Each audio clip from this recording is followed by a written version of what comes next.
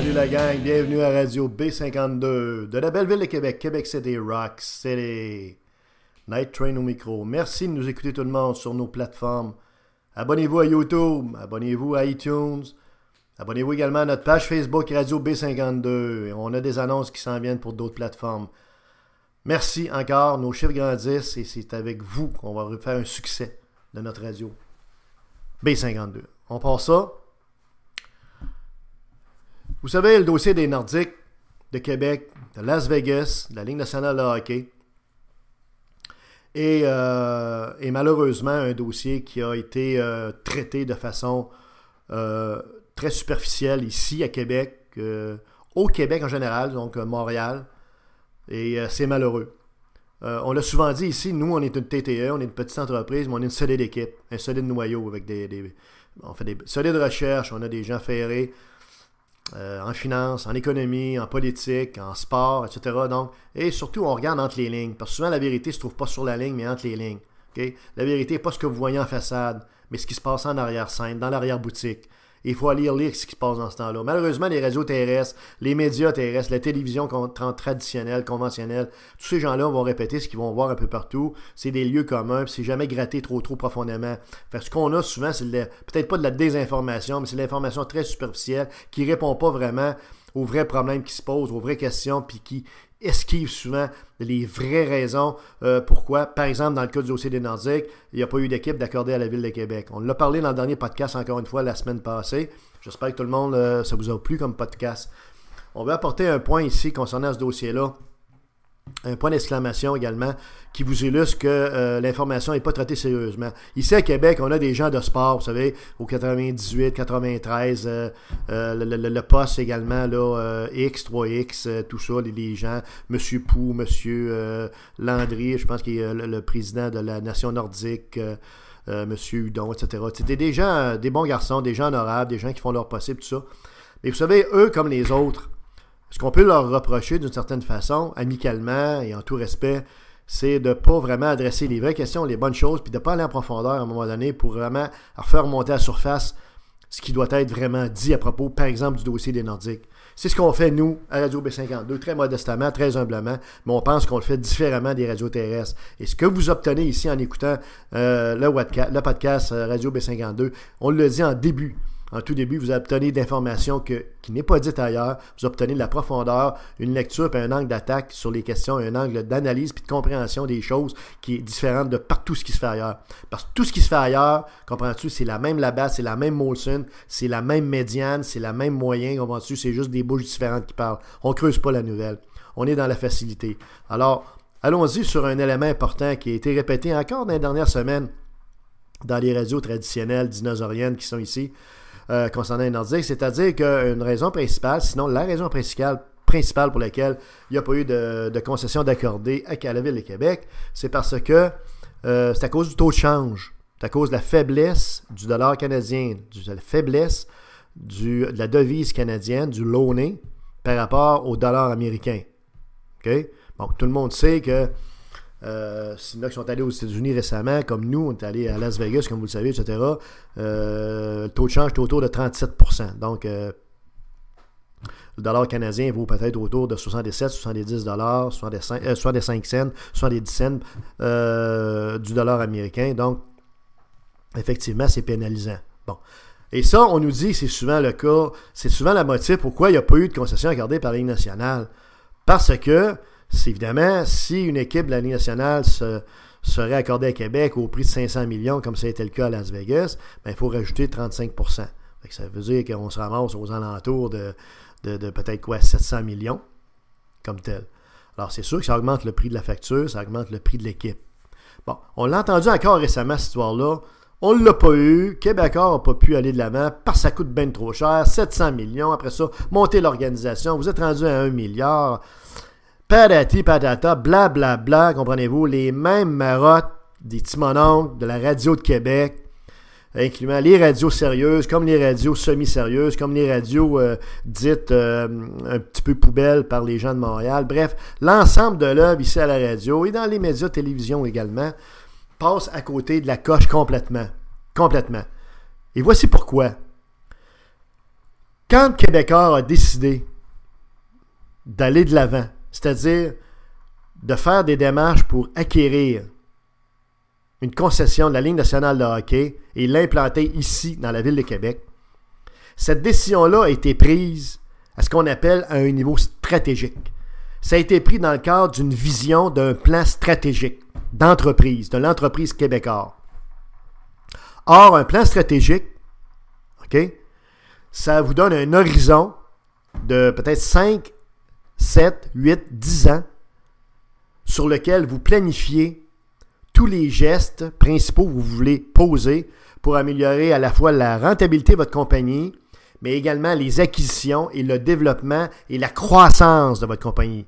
Donc, Québécois, dans son plan de match, dans son business plan, a décidé, il y a peut-être 4 ans, 5 ans, 7 ans, avant de déposer la candidature de Québec, d'aller de l'avant, de démarrer un dossier, puis de développer l'entreprise Québécois en essayant d'obtenir une concession de la Ligue nationale de hockey. Donc, comme c'est fait à partir d'un plan stratégique, d'une décision d'affaires qui n'est pas prise un mois avant, vous savez, le dépôt de la candidature à New York à la Ligue nationale de Québec, là, eh bien, c'est une décision stratégique qui est prise. Donc, c'est une décision qui a été prise sur quelques années. Et c'est important de comprendre ça. OK? Quand on a déposé le dossier de candidature de Québec, la décision de déposer ce dossier-là un jour, comme ça a été le cas, la décision de Québécois d'aller de l'avant, puis de monter ce dossier-là, puis de défendre ce dossier devant la Ligue nationale de hockey, a été prise minimum 4, 5, 6 ans, 7 ans avant. Ça, c'est important. Retenez ça. Cela dit, Québécois et les hommes d'affaires aguerris que sont Pierre Calpelado et ses collègues savent également que le dollar canadien fluctue continuellement par rapport au dollar américain et généralement, à peu près dans 80-90% du temps, le dollar canadien est inférieur en valeur au dollar américain. C'est historique. Tout le monde sait ça. Tous les économistes, les gens de finance, chez Québécois, les grandes corporations, les hommes d'affaires du Canada qui font affaire avec les gens des États-Unis savent très bien ça. On doit au Canada toujours payer une prime, payer une taxe dès qu'on achète quelque chose aux États-Unis qui est de l'ordre de l'écart entre le dollar canadien et le dollar américain. C'est historique. Ça a toujours été de même. Exceptionnellement, le dollar canadien va remonter très brièvement, généralement, au pair, c'est-à-dire à la même valeur que le dollar américain. OK? Même des fois légèrement supérieur. Fait que là, on vient énerver, on s'excite. Sauf que ça retombe. Ça prend juste quelques mois et le dollar canadien se remet à redescendre puis à retomber, dans le fond, dans les autres 80 sous ou de 75 sous. Le dollar canadien, historiquement, donc, est toujours beaucoup plus bas que le dollar américain. Donc, ce n'est pas une surprise. Donc, lorsque Québécois a pris la décision d'aller de l'avant pour obtenir une concession à la Ligue nationale de hockey, il savait que le dollar canadien était très inférieur au dollar américain et qu'ils auraient une taxe à payer, qu'ils auraient une prime à payer en termes de taux de change pour être capable de payer en dollars américains la nouvelle concession. Ils savaient très bien tout ça. OK?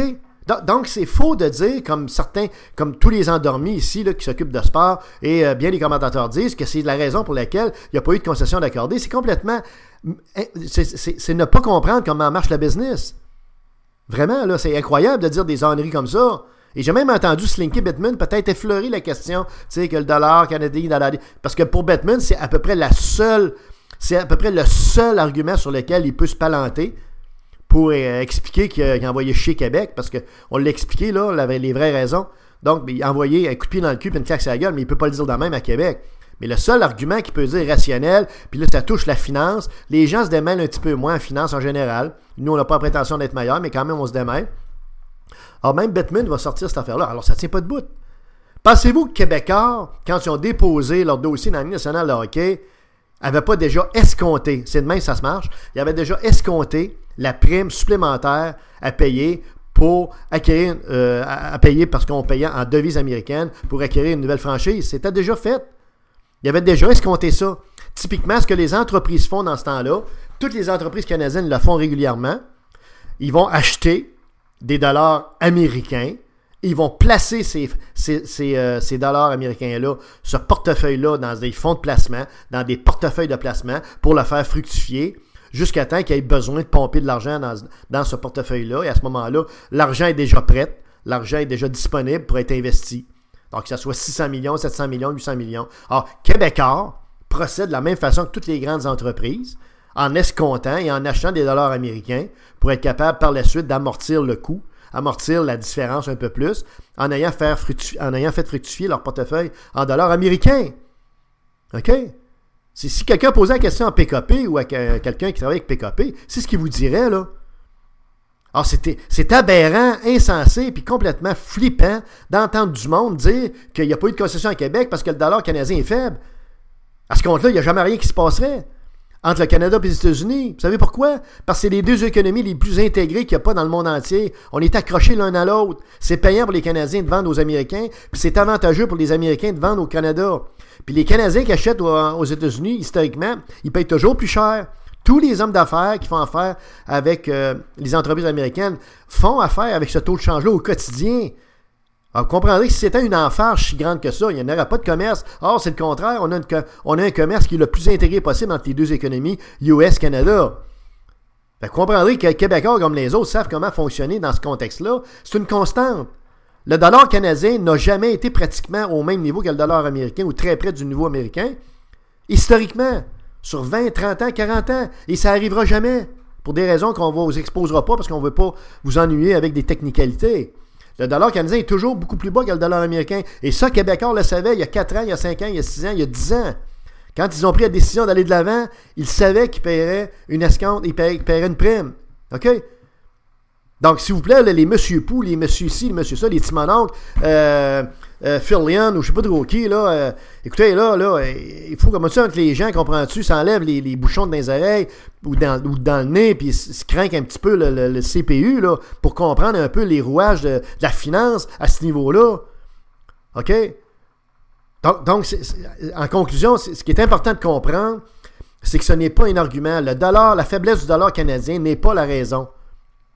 Pourquoi il n'y a pas eu de concession accordée par la Ligue nationale de hockey? Les vraies raisons, on vous les a données. Encore une fois, vendredi passé, on a ramassé le paquet au complet quand on a parlé de Las Vegas et de Québec. Réécoutez-le au besoin si vous n'avez pas fait. Je vous invite à le faire puis à inviter d'autres personnes à le faire également parce qu'on a vraiment ramassé la question. Et essentiellement, s'il n'y a pas eu de concession accordée à Québec, c'est simplement parce qu'on a un coup de pied dans les jambes, on a un coup de pied dans le cul puis une claque sur la gueule. On a donné ça à une ville qui n'a pas rapport, comme on dit, qui est Las Vegas, où il y a plus de scorpions au-dessus que de patinoires. Puis, tout simplement, on ne veut pas venir à Québec. On vous le dit. La Ligue nationale est drivée par des Américains, un commissaire américain. Si on a un plan de match, un business plan américain. Un business plan, un plan d'affaires américain. That's it, that's all. Winnipeg est chanceux de l'avoir eu, leur concession. Et d'ailleurs, ils l'ont fait de reculons. Hein. Batman, on a vu la face qu'il a faite. Puis les billets de saison sont vendus en 17 minutes, par contre, à Winnipeg, car ça leur a cloué le bec un petit peu. Sauf que c'est terminé pour le Canada. Québec n'aura jamais de concession.